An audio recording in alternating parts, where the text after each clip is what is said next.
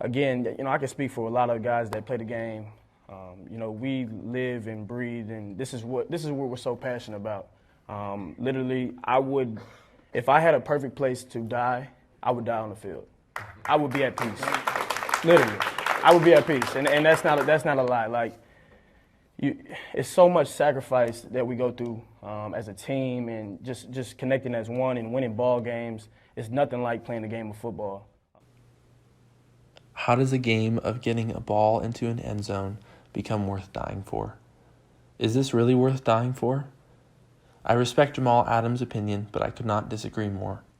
Jamal Adams was born on October 17th, 1995, in Lewisville, Texas. Lewisville was a football town, through and through. His father, George Adams, played football in the NFL. George was a first-round pick and even won a championship with the New York Giants. So football ran in the family for Jamal Adams. He grew up throwing the ball with his dad and hearing stories of the good old days. Jamal grew up and he got stronger, and he started playing real football. Jamal Adams played ball at Hebron High School. He was really good, really good. He played on all sides of the ball, offense, defense, and special teams. He was ranked number 38th in the nation as a senior in high school. I mean, seriously, look at this guy go. He graduated and played college ball at LSU, one of the top football schools in the nation. At LSU, Adams played 3 seasons and recorded 209 tackles. He was a hard hitter, a shutdown corner, and a leader on the sideline. Some even considered him to be one of the best defensive players to ever play at LSU. And as the accomplishments build up and the titles build up, we get to see what really matters to Jamal Adams. He's in the spotlight, and he gets drafted 6th overall in the NFL draft. Football is his life. He's successful for sure, but football is also personal. He wears number 33, the same as his dad. He's following in his father's footsteps, becoming a leader and becoming a great football player. Football seems like it's providing meaning and a purpose to Jamal Adams' life. And here we arrive at the infamous interview.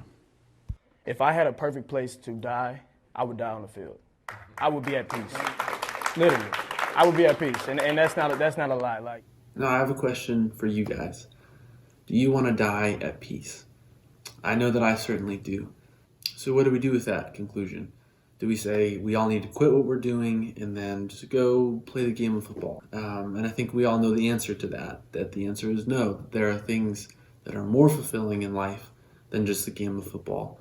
But as we focus just on one thing, whatever that thing is, let's just say football, as we focus in on that, if that becomes more of a priority than it should, then we begin to lose perspective on the other things in life that really do matter when we're only focused in on that one thing. This mindset is not unique to just Jamal Adams. How often do we hear things like, if I could die anywhere, I would die at sea, on my boat, or I would die in a nursing home, surrounded by my family.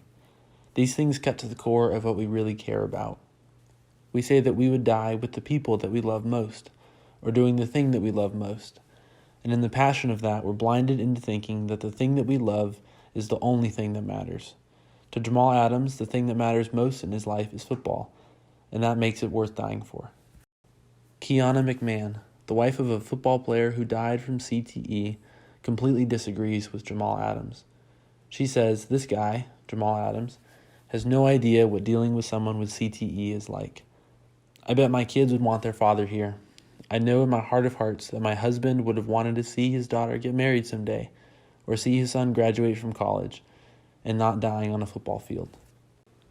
All right, so maybe we shouldn't take football as seriously. But how can we do that, especially if you're a football player? One of my friends, Andrew Erickson, will help us answer that question. Luke's class, hello. All right, serious. Let's cut the crap. Yeah. My name is Andrew Erickson. I play receiver here at UNM. I'm a mechanical engineering student. I went to Manzano High School here in Albuquerque. Played football. I now play for UNM. I'm a wide receiver, number 87. From a young age, through family and my dad mainly, I just started throwing the football around with my pops in the backyard, and it was kind of a thing that we always did and kind of bonded over. And he played football in college, So it kind of was like a tradition. And just as I kind of grew up watching football, getting to play flag football when I was young, it just kind of clicked for me. And I was athletic, so it was a lot of fun. So definitely dedication, going when you don't want to, having to put in work. That's been a big thing. I mean, I think that might be one of the main things, is just having the character to be able to stick it out, and even when it gets tough. Communication, being able to deal with difficult people, coaches that I may not, agree with all the time, being able to problem solve and work with a team bonding, working towards a goal. I mean, there's a lot of good stuff that I've learned over the years. These are all great things. Communication, problem solving, teamwork, it's all great stuff. And this is what happens when you put football in its right place. You can learn from it, it's fun, it's enjoyable, and when you quit, because we all have to quit sometime, you can still quit with a smile on your face. It's not devastating, it doesn't have such a great hold over your life that you can't learn to appreciate it and let it go. And you can learn to appreciate it for the good thing that it really is.